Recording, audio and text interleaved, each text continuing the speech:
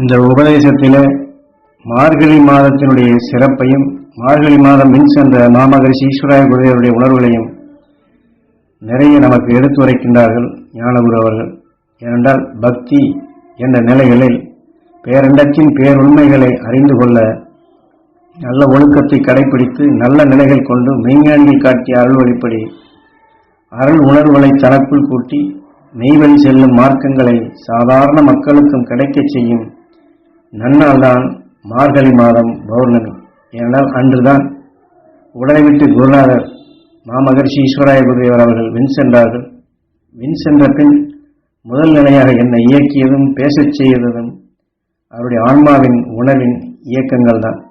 பல உண்மைகளை உணர்வதற்காக அவர் உணர்வின் தொடர்வழி கொண்டு நான் செல்ல பின்பற்ற 12 வருட காலம் பல அனுபவங்களை கொடுத்து அவர் எப்படி சூட்சும நிலையில் கொண்டு இருக்கின்றாரோ அந்த சூட்சும நிலையை கண்டுணரும்படி செய்தார் குருநாதர். அவர் ஒளி முன் செல்ல நான் பின் சென்று அவர் காட்டிய அருள் நெறியின் நிலையில் கொண்டு ஒவ்வொரு உணர்வும் ஒவ்வொரு உடலின் உறுப்புகளும் அது எவ்வாறு உருவானது, இயற்கையின் நிலையில் கொண்டு எப்படி இதையெல்லாம் எவ்வாறு ஆனது என்ற உணர்வை காட்டி சப்தரிஷி மண்டலத்திலிருந்து வரக்கூடிய ஆற்றல் மிக்க நிலைகளை எவ்வாறு பெற வேண்டும் என்றும் எனக்கு உணர்த்தி காட்டினார் குருநாதர். அவர் எனக்கு அருளிய அந்த ஆற்றல் மிக்க நிலைகளை நீங்கள் எல்லோரும் பெற வேண்டும் என்ற ஆசையில் தான் இதை உபதேசிப்பது. ஆக மார்கழி மாதம் இந்த பௌர்ணமி மிக மிக முக்கியமான நன்னாள். ஈஸ்வரப்பற்ற என்ற நாமம் அந்த உடலில் இருந்து அந்த நாமத்தில் இருந்த உடலில் இருந்து குருநாதர் பின் சென்றாலும் இதற்கு முன்பு எத்தனையோ கோடி லட்சம் ஆண்டுகள் முன்னாடி விண் சென்று சப்தரிஷி மண்டலங்களாக அடைந்ததுதான் மாமகரிஷி ஈஸ்வராய குருதேவர். அவருடைய உணர்வின் தன்மை அந்த அலைகள் வரும்பொழுதுதான் பூமிக்குள் இருக்கக்கூடிய ஒவ்வொரு மனிதர்களின் உள்ளத்திலும் அது படப்பட்டு அதன் வழி அந்த மெய் உணர்வின் ஒளிகள் வளர்ந்து வளர்ந்து இன்றும் அது பரப்பிக் கொண்டிருக்கின்றது. இந்த பூமி என்ற நிலையில் பல பாகங்களிலும் இன்று பரவிக்கொண்டிருக்கின்றது. உடலை விட்டு சென்ற ஒரு உயிரான்மா பூமியின் பிடிப்பில் இருப்பதை அதை எவ்வாறு விண் செலுத்த வேண்டும் என்ற பேருண்மையை எனக்கு உணர்த்தினார் குருநாதர். ஏனென்றால் இந்த மார்கழி மாதம்தான் அவர் ஈஸ்வரப்பற்றாக இருந்து விண் சென்ற நாள். அவர் உடலுடன் இருக்கப்படும் பொழுது பேரண்டத்தின் பேருண்மை நிலைகளை சொல்லாத சொல்லி எனக்குள் அதை உபதேசித்து உணர்த்தி அவரின் ஆற்றல் மிக்க சக்தியை ஆழமாக பதிவு செய்தார். ஆக குருநாதர் உங்களுக்கெல்லாம் பதிவு செய்தார்கள், எங்களுக்கு நீங்கள் எப்படி பதிவு செய்கின்றீர்கள் என்று நிறைய பேர் கேட்கலாம். ஒரு மனிதன் நம்மை திட்டுகின்றான் என்று வைத்துக் கொள்வோம். அவன் நமக்கு பின்புறமாக ஒரு சுவருக்கு அப்பால் என்று பேசிக்கொண்டிருந்தாலும் கூட என்ன நம்மை பற்றி குறை பேசுகிறாரா என்று சிறிதளவு கூர்ந்து கவனித்தால் கூட போதும். அவன் திட்டியதெல்லாம் இங்கே பதிவாகின்றது. பதிவான பின் என்ன செய்கின்றோம்? ஆகா, அவ்வளவு தூரத்திற்கு ஆகிவிட்டதா என்ற அந்த உணர்வை ஏற்று அந்த உணர்வை நாம் தியானிக்கின்றோம். அதற்கடுத்து அவருடன் சண்டை செய்வதற்கும் எப்படி எந்தெந்த வகையில் அவனுக்கு இடைஞ்சல் செய்ய வேண்டும் என்று தான் நினைத்து செயல்படுத்துகின்றோம். சாதாரண மனித வாழ்க்கையில் இப்படித்தான் இருக்கின்றோம். இதையெல்லாம் காந்த புலனின் இயக்கத்தின் நிலைகள். நாம் எதன் மேல் கவனத்தை செலுத்துகின்றோமோ அந்த கவனத்தின் உணர்வலைகள் அதற்குள் பதிவாகின்றது. தெளிவாக நாம் இதை தெரிந்து கொள்ள வேண்டும். குருநாதர் பித்தனை போன்று இருந்திருந்தாலும் பல பல முறைகளிலே பல எண்ணங்களை அவர் எனக்குள் சொல்லும் பொழுது ஆரம்ப நிலையில் ஏற்றுக்கொள்ளாத நிலையில் தான் இருந்தேன். அதாவது சாமி இப்பொழுது நிறைய பேசுகின்றார், இதை நாம் எப்படி புரியவில்லை, சாமி வேகமாக சொல்லுகின்றார், புரியாத நிலையில் சொல்லுகிறார் என்று இப்பொழுது எப்படி நாம் சொல்லுகின்றோமோ இதை போன்றுதான் குருநாதரும் மாமகரிஷி ஈஸ்வராய குரு முதலில் பித்தராக இருந்து பல நிலைகளில் சொல்லப்படும் பொழுது அதை என்னாலும் ஏற்றுக்கொள்ள முடியவில்லை.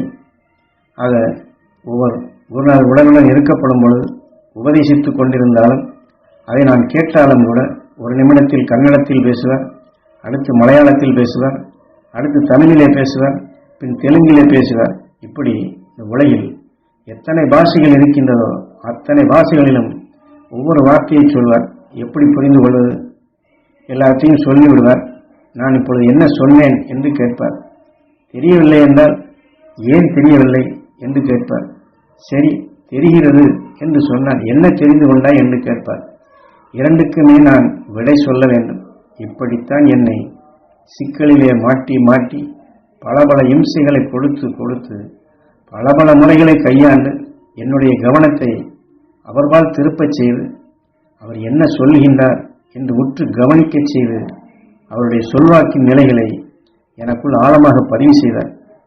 அப்படி பதிவு செய்த உணர்வின் தன்மை கொண்டு அடுத்தாற்போல் அடித்து நம்மை திட்டி விடுவாரோ, அடித்து விடுவாரோ, பிடித்து விடுவாரோ என்ற எண்ணத்தை கொண்டுதான் அவரை கூர்ந்து கவனித்து அவருடைய சொல்லுக்குள் நான் எண்ணத்தை செலுத்தும் பொழுது அந்த ஆற்றல் மிக்க நிலையை எனக்குள் பதிவு செய்தார். ஏனென்றால் குருநாதர் இந்த இடத்திலே மாமகர்ஷி ஈஸ்வராய குருதேவர் சொன்னது எனக்கு புரியவில்லை என்ற நிலையில் இருந்தாலும் கூட நான் ஜெபம் இருந்தோ வரம் இருந்தோ அவரிடம் இருந்து அதை நான் வாங்கி வரவில்லை.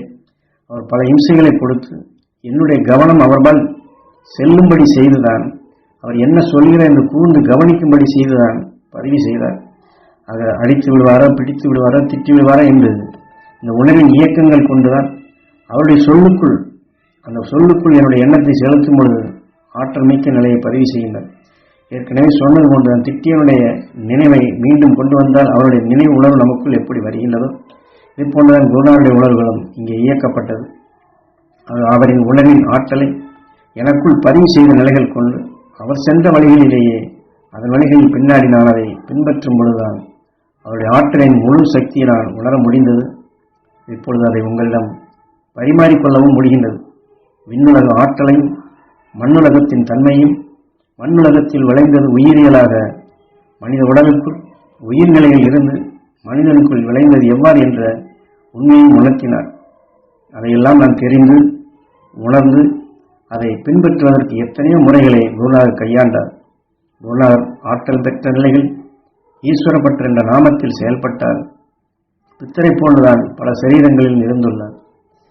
பித்தன் என்றால் புற வாழ்க்கையின் நிலைகள், அதாவது நாம் இன்று வாழ்கின்றமே இந்த வாழ்க்கையின் நிலைகளை அப்புறப்படுத்திவிட்டு மெய்மொழியையே காண வேண்டும் என்று உணர்வுடன் தான் அவர் கடந்த காலங்களில் செயல்பட்டார். அதாவது ஈஸ்வரப்பற்ற என்ற இந்த ஒரு நாமத்தில் மட்டுமல்ல, பல சரீரங்களிலே அவர் பித்தனை போன்று செயல்பட்டு மெய்மொழியை காண வேண்டும் என்றுதான் ஒவ்வொரு சரீரத்திலும் செயல்பட்டுள்ளார். மெய் வழியில் செயல்பட வேண்டும் என்று எண்ணியிருந்தாலும் கூட அவர் எண்ணங்கள் அனைத்தும் அவருக்குள் விளைவித்த அனைத்தையும் அக்காலத்தில் வாழ்ந்தோருக்கும் சரி இக்காலத்தில் வாழ்வோருக்கும் சரி அவருடைய எண்ண ஒளிகளை பதிவு செய்து அவர் எண்ணங்களிலே அதை விளைவிக்கும் ஆற்றலாகத்தான் வெளிப்படுத்தி சென்றார். ஈஸ்வரப்பற்ற என்ற நாமத்தில் இருக்கப்படும் பொழுது அவருடைய அணியவர்கள் சந்தித்தவர்கள் எல்லாருமே சொத்து வேண்டும், சுகம் வேண்டும், நோய் போக வேண்டும், வைத்தியம் பார்க்க வேண்டும், அதில் சம்பாதிக்க வேண்டும், குருநாதரிடம் ஆசி வாங்கினால் வீடு சொத்து எல்லாம் வாங்கலாம் என்று ஆசையில் தான் வந்தார். ஆனால் ஞானகுரு இங்கே தன்னை பற்றி சொல்லும் பொழுது நானும் அவரை பார்க்கும் பொழுது அவர் என்னை அழைத்து செல்லும் பொழுது வேறு ஏதோ பெரிய மந்திரக்காரர் போல தெரிகின்றது, பித்து பிடித்திருக்கின்றார் என்ற எண்ணத்தில் அவரை பார்த்தாலே விலகி சென்று ஓடிக்கொண்டிருந்தேன். ஆனால் நான் விலகி சென்று ஓடினாலும் கூட உன்னை விட்டனா பார் என்று விரட்டி கொண்டுதான் வந்தார் குருநாதர். தப்பித்து நான் விலகி சென்றாலும் கூட அவருடைய மெய்மொழியின் தன்மையை பல சக்திகளை எனக்குள் பதிவு செய்தார். குருநாதர் மெய்மொழியை கண்டு மார்கழி மாதம் வைகுண்ட ஏகாதேசி என்று வின் சென்றார். ஆக அன்று அவர் எனக்கு உணர்த்திய நிலைகள் கொண்டு ஞானத்தை பெற வேண்டும் என்ற உண்மையான நிலைகள் இதை கேட்டுணர்வோர் அனைவருக்கும் அந்த உயர்ந்த சக்தி எல்லோருக்கும் கிடைக்க வேண்டும், கிடைக்க செய்ய வேண்டும் என்ற நோக்கத்திலே தான் இதையெல்லாம் வெளிப்படுத்துகின்றேன். அது ஞானகுரு இந்த உபதேசத்திலே மார்கழி மாதத்தின் சிறப்பையும் அவருடைய பௌர்ணமியின் சிறப்பையும் அன்று வின் சென்ற மாமகர்ஷி ஈஸ்வராய குருவுடைய உணர்வுகளையும் அவர் வெளிப்படுத்திய உணர்வுகளை ஞானகுரு தமக்குள் அது பதிவாக்கி உணர்ந்த நிலைகளையும் அவர் அந்த உண்மையை உணர்ந்து கொண்ட நிலைகளையும் பின்பற்றிய நிலைகளையும் நாமும் அதை அனைவரும் கடைபிடித்து பின்பற்றி அதை பெற்று குரு வழியில் மாமகர்ஷி ஈஸ்வராய குருவர் வழியில் அவரை போன்று நாமும் ஏகாந்த நிலை பெற்று பின் செல்ல வேண்டும், அழியா ஒளி சரீரம் பெற வேண்டும், ஏகாந்த நிலை பெற வேண்டும் என்று இந்த உபதேசத்தின் வாயிலாக மாமகர்ஷி ஈஸ்வராய குருவர் இந்த உலக வாழ்க்கையினுடைய நிலைகளை அப்புறப்படுத்திவிட்டு உயிரோடு ஒன்றி எவ்வாறு வின் சென்றார், அவர் வின் சென்ற உணர்வு நாம் எல்லோரும் அதை பருகி நாமும் அந்த நிலை அடைய வேண்டும் என்ற ஆசையிலே இதை வெளிப்படுத்தியுள்ளார்கள்.